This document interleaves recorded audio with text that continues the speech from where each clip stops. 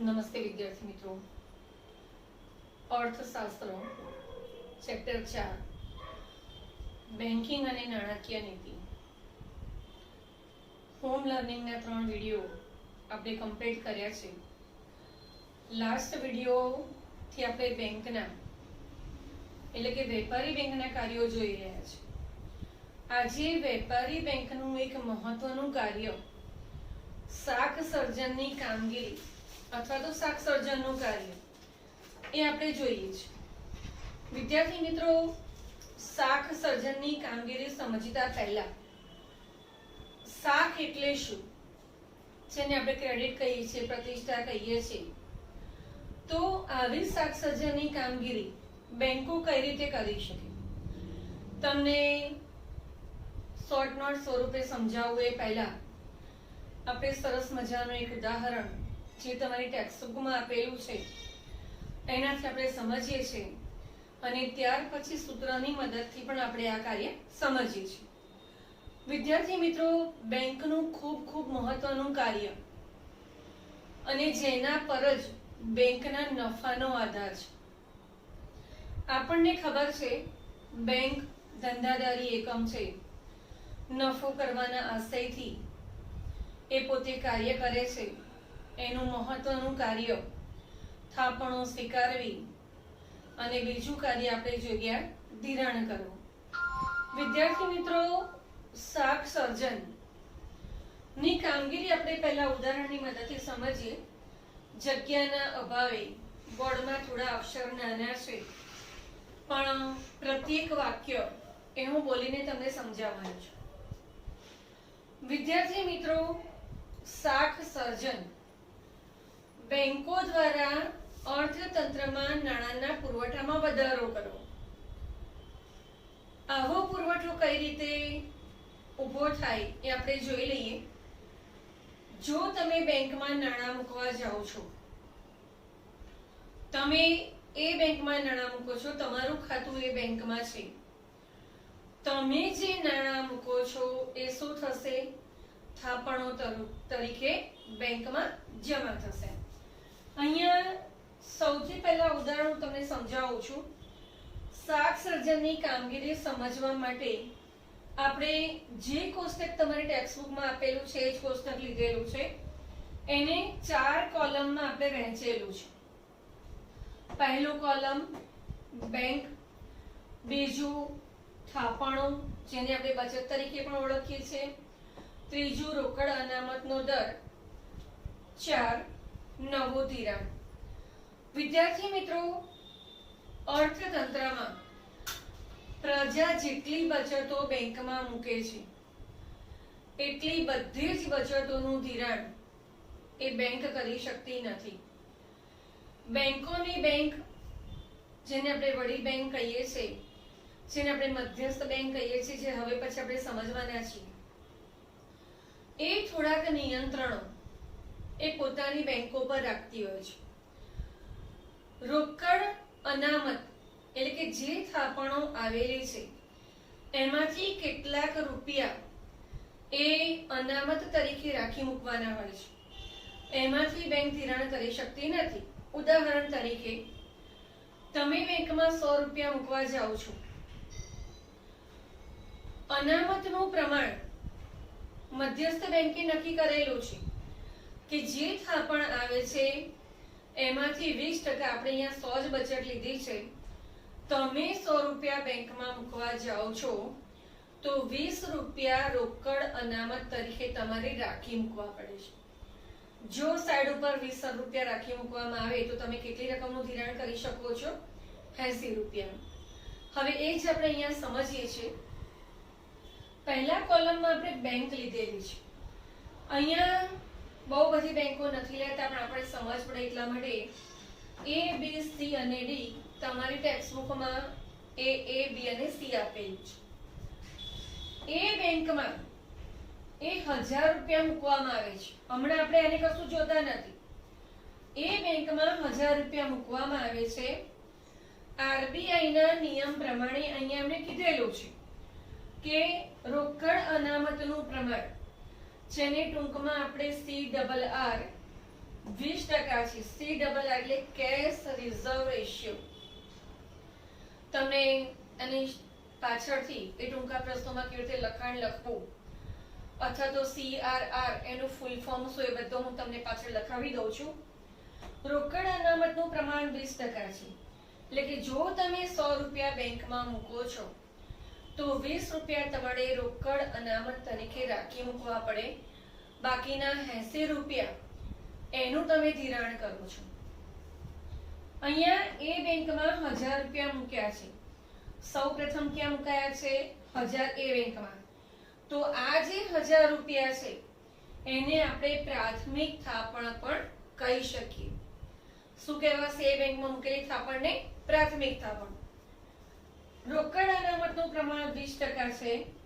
100 એ 20 રૂપિયા હોય તો 1000 જો તમે મૂકો છો તો 200 રૂપિયા રોકડ અનામત તરીકે રાખી મૂકવા પડે, જેનું આપણે ધિરાણ કરી શકતા નથી. તો ધિરાણ કેટલી રકમનું કરી શકીએ છીએ? 800 રૂપિયા. હવે આ 800 રૂપિયા બેંક ધિરાણ કરશે. ધિરાણ લેનાર વ્યક્તિ તે જે બેંકમાં અથવા તો તેની કોઈ બીજી શાખામાં એ આ રૂપિયા જમા કરાવે છે પોતાના ખાતામાં. 800 રૂપિયાનું ધિરાણ કરીએ છીએ. એ ધિરાણ ક્યાં જમા થશે? બી બેંકમાં. હવે બી બેંકમાં 800 રૂપિયા જમા થાય છે. રોકડ અનામતનો દર 20%. તો 800 એ 160 રૂપિયા અનામત તરીકે રાખી મૂકવા પડે. કેટલું ધિરાણ થઈ જાય? 640. 1000 આપણા માટે પ્રાથમિક થાપણ, 800 આપણા માટે દ્વિતીય થાપણ, કારણ કે પ્રાથમિક થાપણમાંથી ઉત્પન્ન થયેલી છે. 640 રૂપિયા કઈ બેંકમાં જમા થશે? સી બેંકમાં. અથવા તો કોઈ ત્રીજી વ્યક્તિને ધિરાણ આપે છે જેનું ખાતું સી બેંકમાં છે, સી બેંકમાં એ જમા કરશે 640. રોકડ અનામતનું પ્રમાણ 20% લેખે 128. કેટલું ધિરાણ સી બેંક કરી શકશે? 512. હવે જો ધિરાણ કરવું હોય તો આ 512 રૂપિયાનું જે ધિરાણ કર્યું છે એ ડી બેંકમાં અથવા તો ડી વ્યક્તિના ખાતામાં જમા થશે. રોકડ અનામતનો દર 20% લેખે 102 રૂપિયા. અહીંયા ધિરાણ થશે 410. આ રીતે બેંકો ધિરાણ કરે તો કુલ થાપણો એની થશે 5000. ધિરાણ કરતા નીચે આવશે. કુલ થાપણો 5000. આપણે સૂત્રની મદદથી પણ સમજીએ છીએ, બહુ બધી બેંકો ધ્યાનમાં લેતા નથી. રોકડ અનામતનું પ્રમાણ 1000. અહીંયા 5000 થાપણો હતી, એમાં આ 1000 રૂપિયા પ્રાથમિક થાપણો આવી ગયેલી છે. રોકડ અનામતનો દર 1000 રૂપિયાનો થશે. તો નવું ધિરાણ અથવા તો નવો પુરવઠો અર્થતંત્રમાં કેટલો વધશે? 4000. 5000 માઇનસ 1000 બરાબર 4000. જો વિદ્યાર્થી મિત્રો તમે આ ઉદાહરણ બરાબર સમજી ગયા હોય તો જે ઉદાહરણ આપણે સમજ્યા છે એને જ આપણે વાક્ય સ્વરૂપમાં લખવાનું છે. હવે આપણે વાક્યો જોઈ લઈએ છીએ. વેપારી બેંકનું મહત્વનું કાર્ય શાખ સર્જનનું છે એ આપણે જોઈ ગયા. મહત્વનું કાર્ય શું છે? શાખ સર્જનનું, એટલે કે ધિરાણ દ્વારા તે શાખી નાણું ઉત્પન્ન કરે છે. વિદ્યાર્થી મિત્રો, નાણાંનો પુરવઠો જેને આપણે સપ્લાય કહીએ છીએ, નાણાંની માંગને અનુરૂપ રહે તે માટે બેંકો શાખ સર્જનનું કાર્ય કરે છે. તમે બેંકમાં નાણાંની જરૂર હોય, લોન લેવા જાઓ છો, બેંક તમને આપે છે. તમારી માંગ છે, એ માંગને આધારે પોતે પુરવઠો આપે છે. શાખ સર્જન દ્વારા પ્રવર્તમાન નાણાંના જથ્થામાંથી, પ્રવર્તમાન એટલે અહીંયા જે નાણું હતું તે 1000, પ્રવર્તમાન નાણાંના જથ્થામાંથી નવા નાણાંનું સર્જન થાય છે. આપણે અહીંયા જોયું 4000 નવા નાણાંનું સર્જન થયું છે. હવે તમને શાખ સર્જનનો અર્થ પૂછે તો અહીંયા મેં લખ્યું છે એક વાક્યમાં, એ આ પૂછી શકાય. શાખ સર્જન પ્રાથમિક થાપણોમાંથી, આપણે અહીંયા જોયું પ્રાથમિક થાપણ કેટલી હતી? 1000.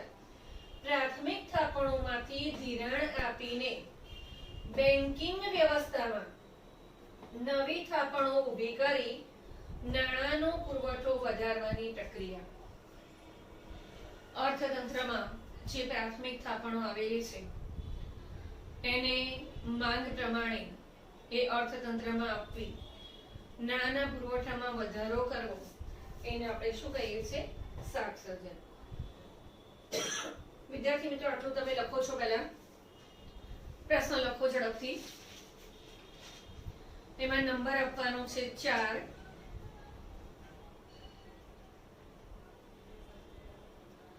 લખો એમાં શાક સર્જનની કામગીરી. શાક સર્જનની કામગીરી. આપણે વેપારી બેંકના મુખ્ય કાર્યો, એમાં ચોથું કાર્ય એ જોઈ રહ્યા છે, પણ શોર્ટ નોટ સ્વરૂપે અથવા તો પ્રશ્ન સ્વરૂપે આ પૂછાય કે શાક સર્જનની કામગીરી જણાવો. લખો 4 નંબર આપીને શાક સર્જનની કામગીરી. લખો પહેલું વાક્ય, વેપારી બેંકનું મહત્વનું કાર્ય શાક સર્જનનું છે. મહત્વના કાર્ય નીચે લીટી દોરી દેજો. સેકન્ડ લાઈનમાં લખો, નાણાંનો પુરવઠો નાણાંની માંગને અનુરૂપ રહે તે માટે બેંકો શાક સર્જનનું કાર્ય કરે છે. સેકન્ડ લાઈનમાં લખો, શાક સર્જન દ્વારા પ્રવર્તમાન એટલે વર્તમાનમાં પ્રવર્તમાન નાણાંના જથ્થામાંથી નવા નાણાંનું સર્જન થાય છે.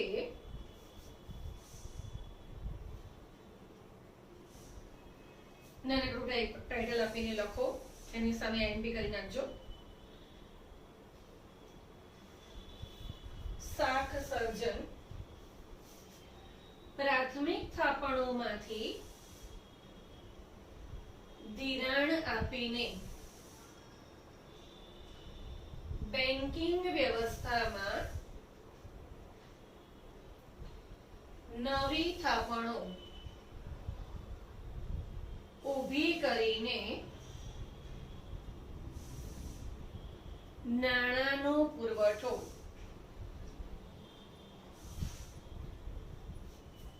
વધારવાની પ્રક્રિયા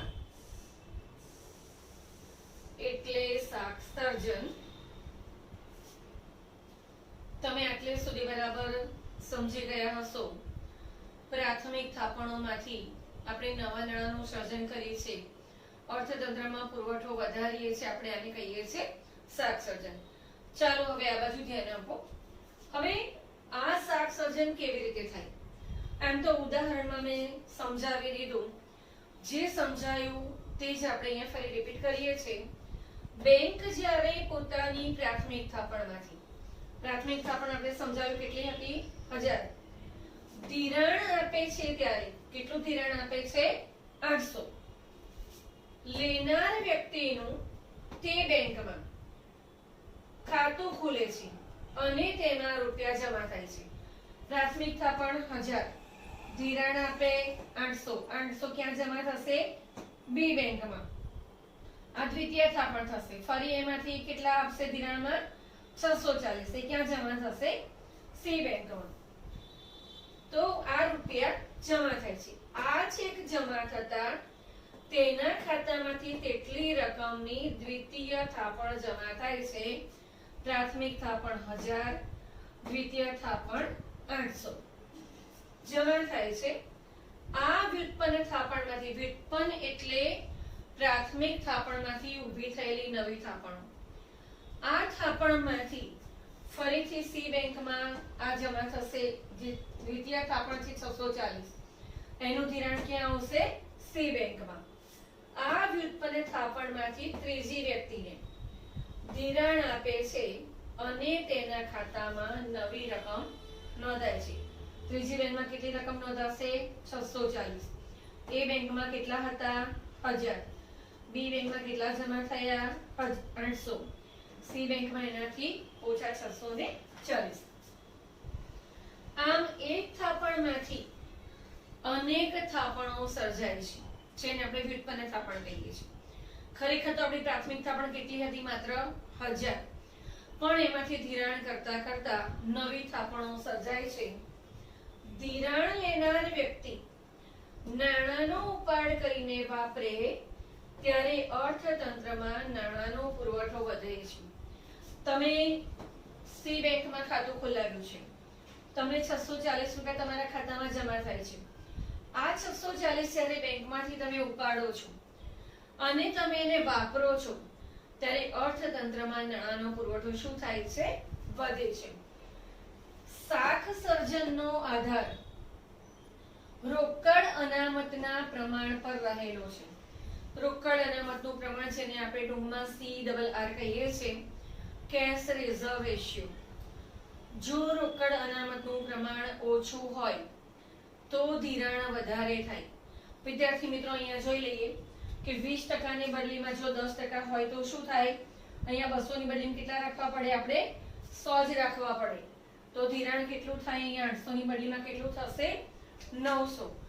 જો અર્થતંત્રમાં નાણાંનો પુરવઠો વધારવો હોય તો CRR નું પ્રમાણ ઓછું રાખવું પડે. બંને વચ્ચે વ્યસ્ત સંબંધ છે. રોકડ અનામતનું પ્રમાણ ઓછું તો પુરવઠો વધારે.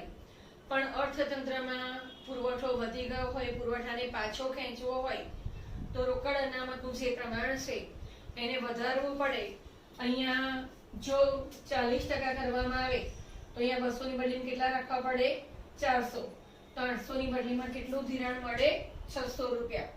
એટલે આપણે ડીપમાં આટલું બધું જવાનું નથી, પણ જે પણ વસ્તુ આપણે ભણીએ છીએ એવું હું માનું છું કે પરીક્ષા લક્ષી ન થતા એ ક્યારેક આ જીવનમાં પણ કામ લાગે.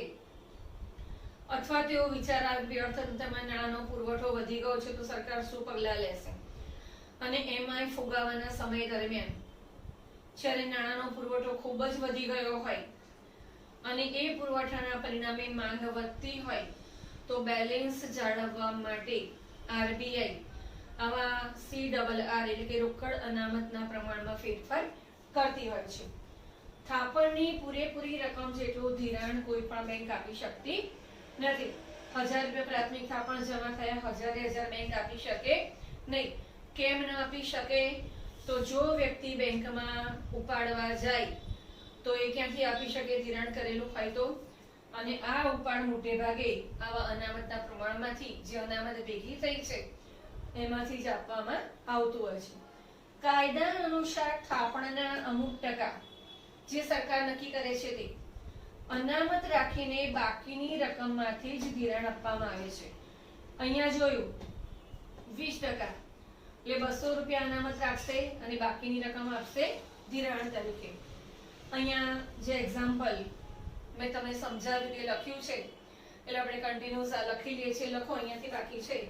ટાઇટલ આપો, કેવી રીતે શાક સર્જન, ઝડપ રાખજો થોડી, કેવી રીતે શાક સર્જન લખો. એમાં બેંક જ્યારે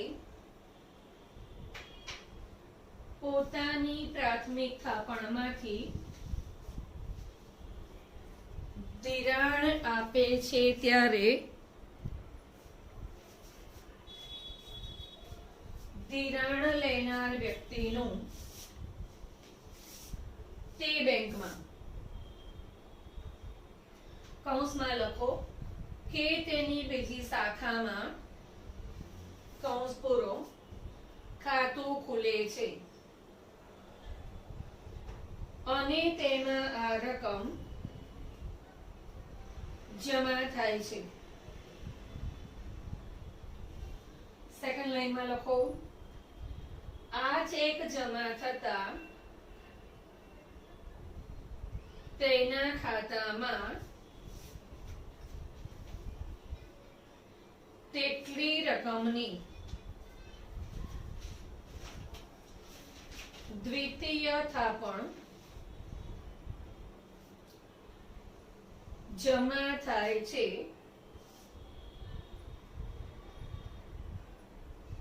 સેકન્ડ લાઈનમાં આ વ્યુત્પન્ન થાપણમાંથી આ બધા શબ્દોના અર્થ હું તમને લખાવડાવું છું અને સમજાવું પણ છું. આ વ્યુત્પન્ન થાપણમાંથી ત્રીજી વ્યક્તિને ધિરાણ મળે છે અને તેના ખાતામાં નવી જમા રકમ નોંધાય છે.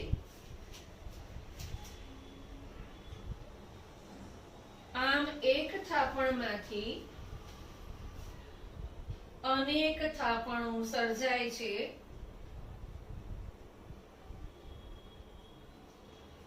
સેકન્ડ લાઈનમાં ધિરાણ લેનાર વ્યક્તિ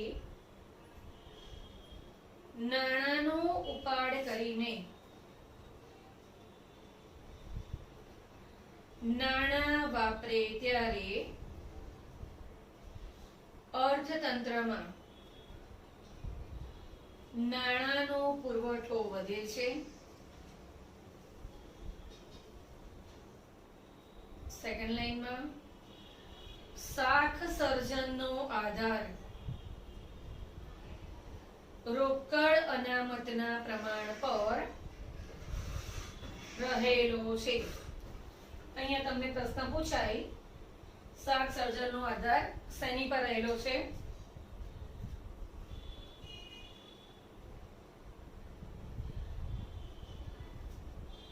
કૌંસમાં લખી નાખો રોકડ અનામતનું પ્રમાણ બરાબર CRR. ફૂલ ફોર્મ લખાવું છું તમને. ચાલો ઝડપ રાખો. થાપણની પૂરેપૂરી રકમ જેટલું ધિરાણ કોઈ પણ બેંક આપી શકતી નથી.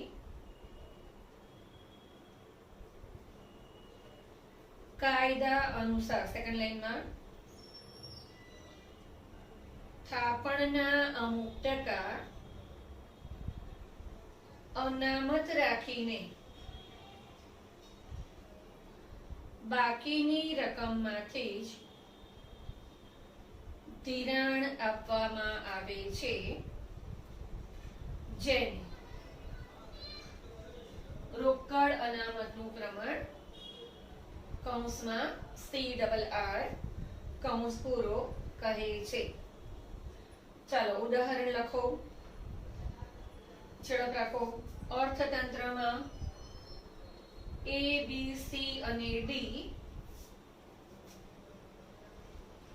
વગેરે અનેક બેંકો છે.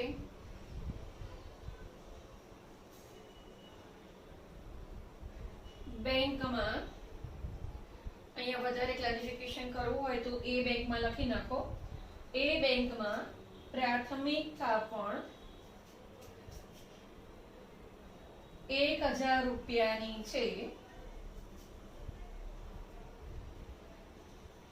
રોકડ અનામતનું પ્રમાણ કૌંસમાં CRR કૌંસ પૂરો. ટૂંક નોંધમાં રોકડ અનામતનું પ્રમાણ આખું નહીં લખવાનું, ટૂંકમાં જ લખવાનું એટલે સમય બચે. રોકડ અનામતનું પ્રમાણ 20% છે તો શાખ સર્જન કેટલું?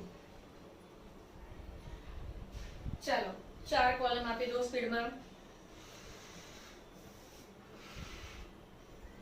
ઉપરની બંને લાઈન ટાઇટલ માટે રાખો. ચારે કોલમને 1, 2, 3 ને 4 નંબર આપી દો. પહેલા કોલમનું ટાઇટલ આપો બેંક,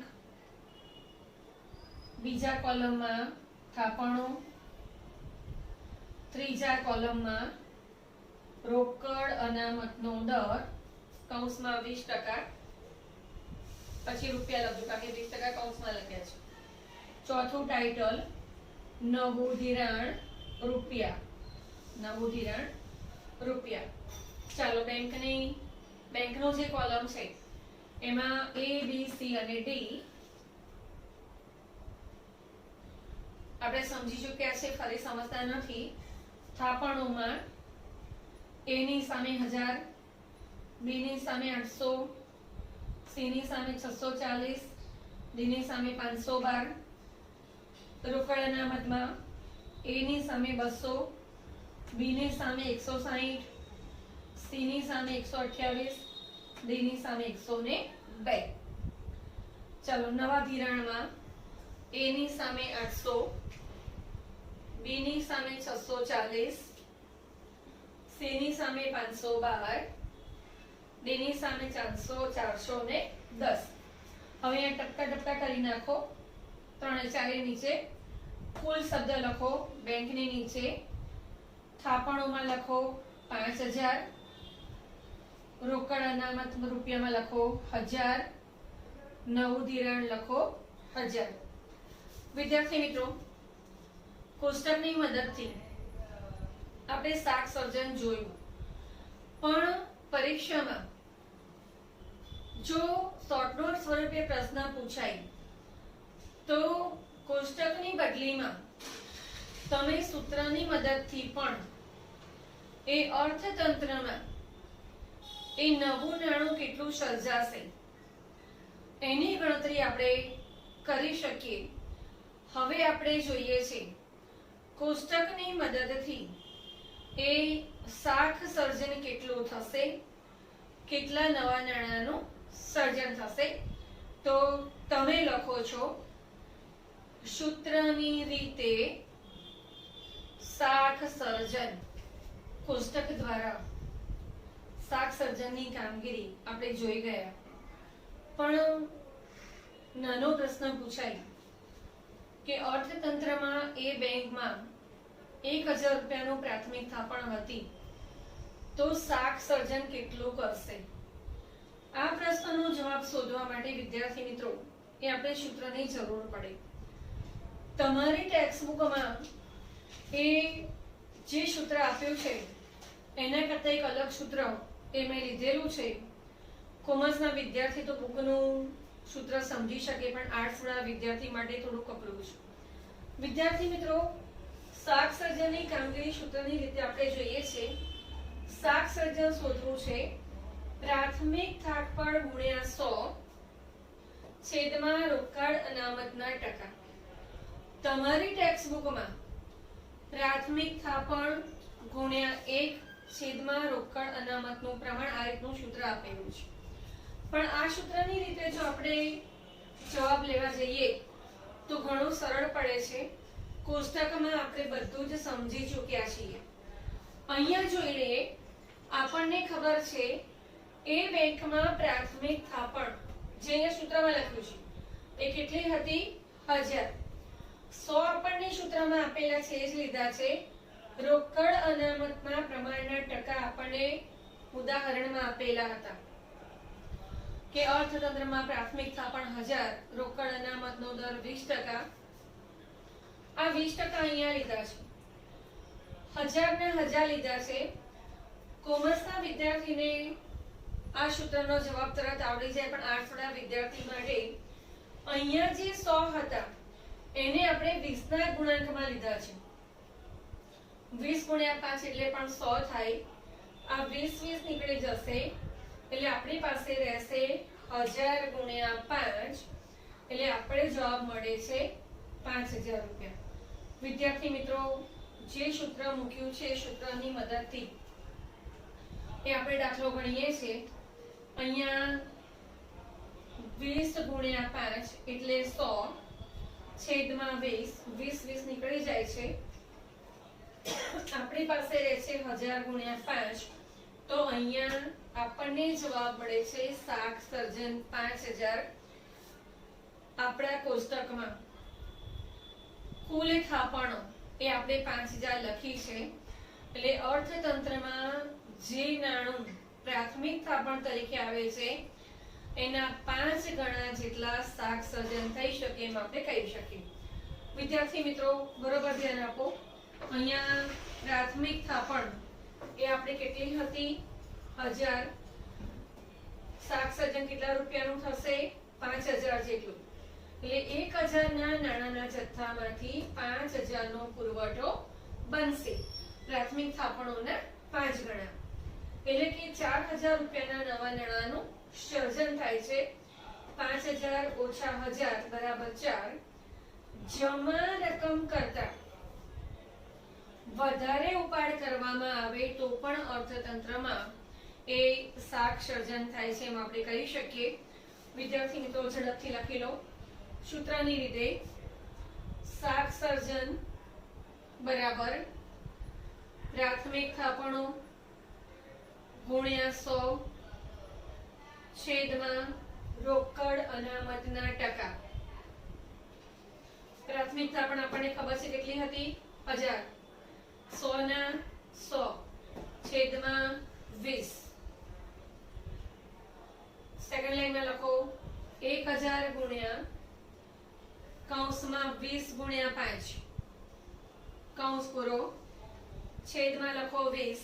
તમે તમારી નોટબુકમાં 20 ને ઉડાડી દેજો. સેકન્ડ લાઈનમાં 1000 ગુણ્યા 5 એના પછી લાઈનમાં લખો 5000 રૂપિયા. ઝડપ રાખો થોડી. ચાલો લખો નીચે લાઈનમાં. આમ 1000 રૂપિયાની પ્રાથમિક થાપણમાંથી 5000 રૂપિયા જેટલું શાખ સર્જન થશે. ચાલો એના પછીની લાઈનમાં લખો રૂપિયા 1000 ના નાણાંના જથ્થામાંથી રૂપિયા 5000 નો પુરવઠો બનશે.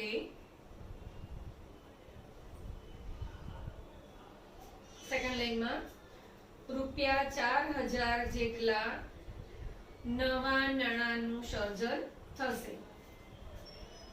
તમે ટૂંક નોટમાં પુસ્તક નહીં લખો અને સૂત્રની મદદથી સમજાવી દેશો તો પણ ચાલી જશે. ચાલો છેલ્લી લાઈનમાં લખો જમા રકમ કરતા વધુ ઉપાડ. આપણે ધિરાણમાં સમજાવી દીધું છે. અર્થાત અતિરિક્ત ઉપાડ દ્વારા પણ શાખ સર્જન થાય છે. ચાલો વિદ્યાર્થી મિત્રો ધ્યાન આ બાજુ.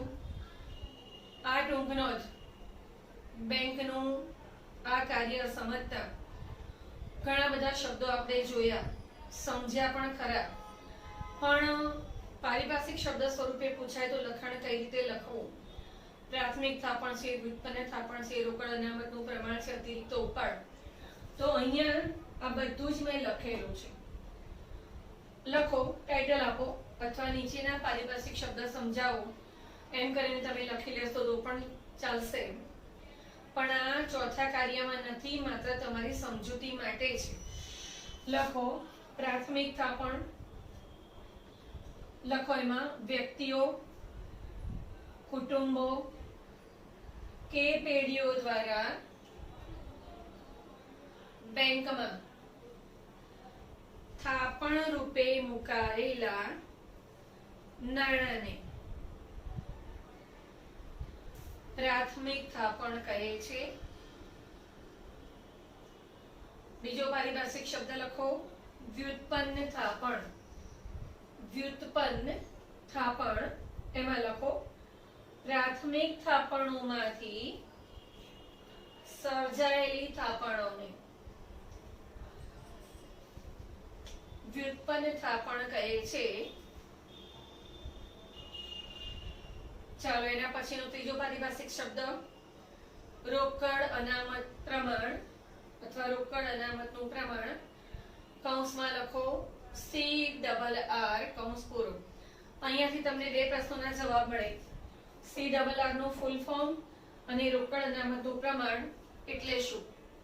તો પહેલા આપણે ફૂલ ફોર્મ લખીએ છીએ. લખો નીચેની લાઈનમાં CRR બરાબર કેશ. કેશ નો સ્પેલિંગ તમને આવડતો જ હોવો જોઈએ. Cache CASH reserve RESERVE,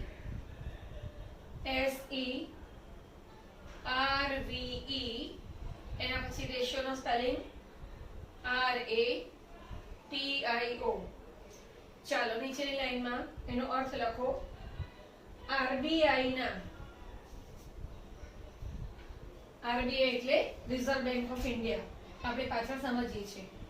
RBI ના 1934 ના કાયદા મુજબ વેપારી બેંકે પોતાની થાપણોના અમુક ટકા,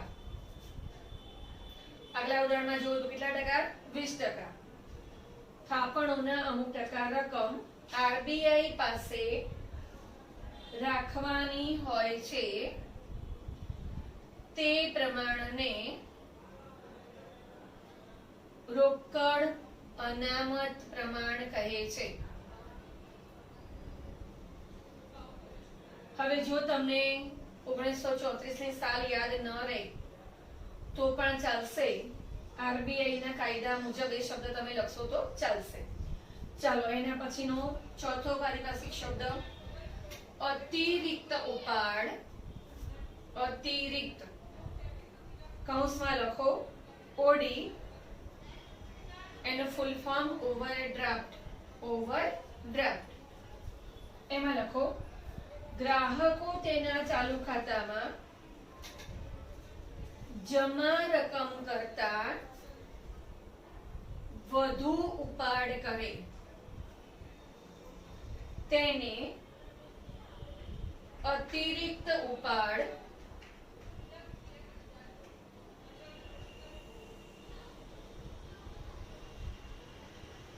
કૌંસમાં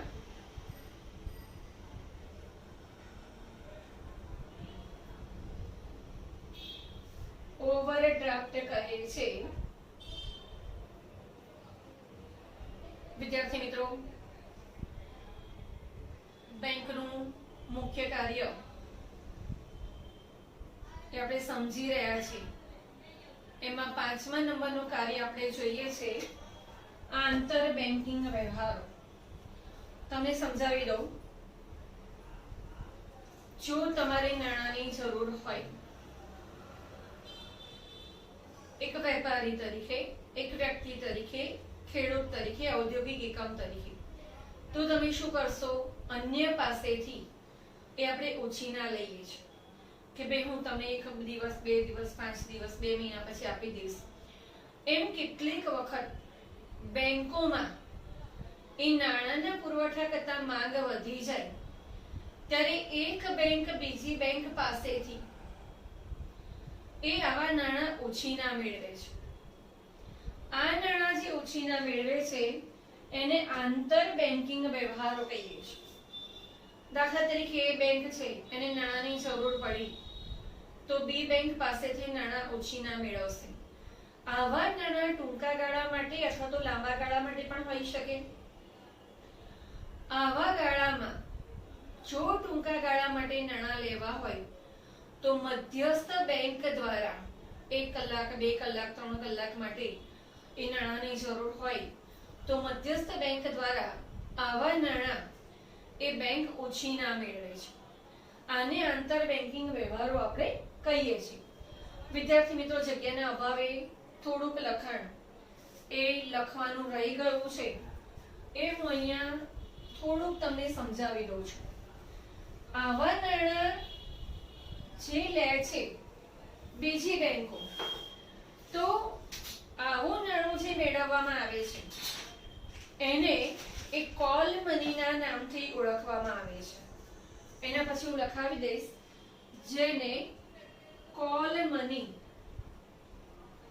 કહેવાય છે.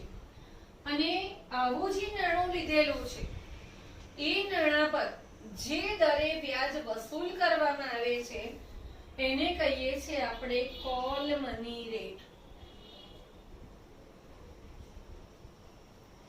એટલે કે વ્યાજનો દર. વિદ્યાર્થી મિત્રો, તમે સમજી ગયા હશો. જેમ વ્યક્તિને નાણાંની જરૂર પડે, બેંકોને પણ નાણાંની જરૂર પડે. કદાચ 1-2 કલાક માટે પણ હોય, 1-2 મહિના માટે પણ હોય, તો આવું ટૂંકા ગાળાનું અને લાંબા ગાળાનું ધિરાણ એ અન્ય બેંક પાસે લેવા જાય છે. આવું જે ધિરાણ છે એને આપણે કોલ મની એના નામથી ઓળખીએ છીએ, અને આવું ધિરાણ ઉપર જે વ્યાજનો દર લેવામાં આવે છે એને આપણે કોલ મની રેટ કહીએ છીએ. લખો વિદ્યાર્થી મિત્રો ઝડપથી. 5 નંબર, આંતર બેન્કિંગ વ્યવહારો કરવા. ટાઇટલ આપો, આંતર બેન્કિંગ વ્યવહારો કરવા. લખો એમાં જેમ વ્યક્તિ,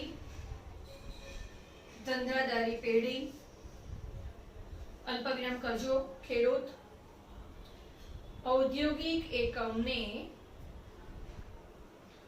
નાણાંની જરૂર પડે છે,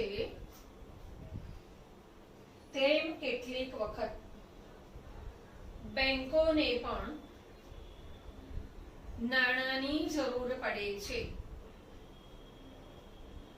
સેકન્ડ લાઈનમાં લખો, જ્યારે બેંકને નાણાંની જરૂર હોય ત્યારે તે અન્ય બેંક પાસેથી નાણાં મેળવે છે. સેકન્ડ લાઈનમાં, એક બેંક બીજી બેંકને ટૂંકા કે લાંબા ગાળા માટે ધિરાણ પૂરું પાડતી હોય છે. સેકન્ડ લાઈનમાં, ટૂંકા ગાળા માટેનું ધિરાણ એક બેંક બીજી બેંકને મધ્યસ્થ બેંક દ્વારા, મધ્યસ્થ બેંક ના લખો તો આરબીઆઈ લખો તો પણ ચાલશે, મધ્યસ્થ બેંક દ્વારા આપે છે, જેને કોલ મની, બોર્ડ પર લખેલું છે મેં સ્પેલિંગ, કોલ મની કહેવાય છે. ચાલો સેકન્ડ લાઈનમાં લખો, કોલ મની પર લેવાતા વ્યાજના દરને કોલ મની રેટ, એ પણ બોર્ડ ઉપર લખેલું છે, કોલ મની પર લેવાતા વ્યાજના દરને કોલ મની રેટ કહે છે. હવે આ શબ્દ પારિભાષિક તમારે લખવો હોય તો લખી લો નીચે. કોલ મની એટલે શું? કોલ મની એટલે શું લખો, એક બેંક બીજી બેંકને મધ્યસ્થ બેંક દ્વારા ટૂંકા ગાળાનું ધિરાણ આપે તેને કોલ મની કહે છે.